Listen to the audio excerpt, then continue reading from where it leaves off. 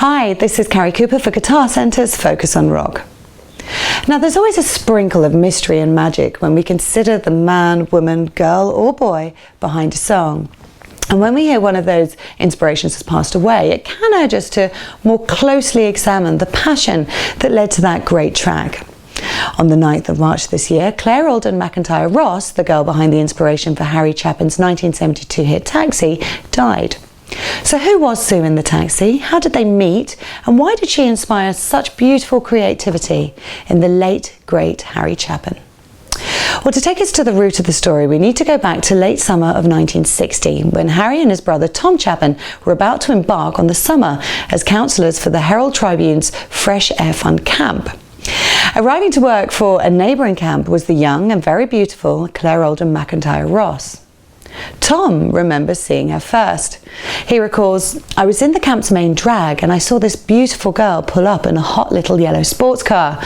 She sort of flirts with me, but I'm a scared kid and I semi-flirted with her. But I mentioned her to Harry, who was 2 years older and much more outgoing, and so they hooked up together that summer." Now, the relationship itself was not without its challenges.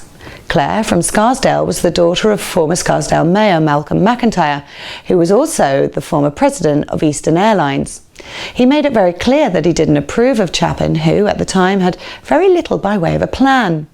He insisted Harry take aptitude tests in order to establish his strengths in a bid to identify his future career. The problem was, Harry was super intelligent and passed all the tests with flying colours, giving Mr. McIntyre very little to work with. The romance survived the summer and became a full-time relationship, but just couldn't go anywhere. So, why the Taxi? Well, Claire was never allowed to take the subway, and her parents always insisted that she ride a cab when she was getting about, which they always paid for. Chapin, having taken out a hack driving licence in New York, was waiting to report on his first official night of driving on the Monday, but he spent the whole weekend before fretting about the possibility of Claire getting into his taxi. What happens if Claire gets in my cab? What am I going to say? He would never actually drive a taxi, but that weekend sowed the seed for the song's idea. Though changing Claire's name to Sue and the city from New York City to San Francisco, the imagined reunion realised itself through music. Something about her was familiar. I could swear I'd seen her face before, but she said, "I'm sure you're mistaken," and she didn't say anything more. And then she said, "How are you, Harry?" I said, "How are you, Sue?" Through the too many miles and too little smiles, I still remember you. And she said, "We must get together," but I knew it would never be arranged. And she handed me $20 for a $2.50 fare. She said, "Harry, keep the change." Harry Chapin first played that song out on The Tonight Show starring Johnny Carson in 1972, and according to some reports, Johnny immediately invited him back on the next night.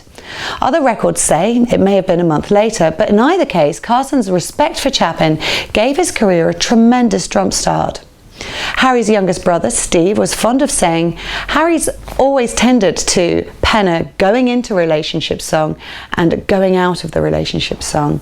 And his brother Tom uses, "I'm not sure what Claire's going out of the relationship song was. Maybe it was Taxi."